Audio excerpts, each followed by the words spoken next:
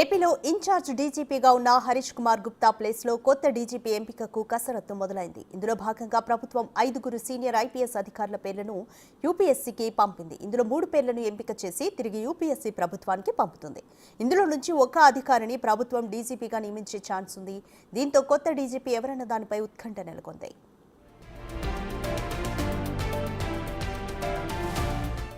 గతంలో డీజీపీగా పనిచేసిన ద్వారకా తిరుమలరావు రిటైర్మెంట్ తర్వాత ప్రభుత్వం కొత్త డీజీపీని ఎంపిక చేయాల్సి ఉంది. ఇందుకోసం యూపీఎస్సీకి పేర్లు పంపడానికి టైం లేకపోవడంతో తాత్కాలిక డీజీపీగా హరీష్ గుప్తాను నియమించింది.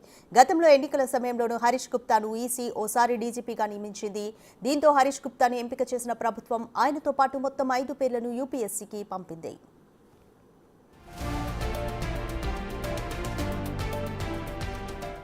రాష్ట్ర ప్రభుత్వం కొత్త డీజీపీ ఎంపిక కోసం యూపీఎస్సీకి పంపిన పేర్లలో సీనియర్ ఐపీఎస్లు మాదిరెడ్డి ప్రతాప్, రాజేంద్రనాథ్ రెడ్డి, హరీష్ కుమార్ గుప్తా, కుమార్ విశ్వజిత్, సుబ్రహ్మణ్యం ఉన్నారు. వీరిని 3 కేంద్రం ఎంపిక చేసి తిరిగి పంపనుంది.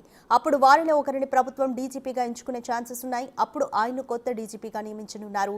ఎలాగో కేంద్రంలోనూ ఎన్డీఏ ప్రభుత్వమే ఉండడంతో ప్రభుత్వ చాయిస్ మేరకే డీజీపీ ఎంపిక ఉండనుంది.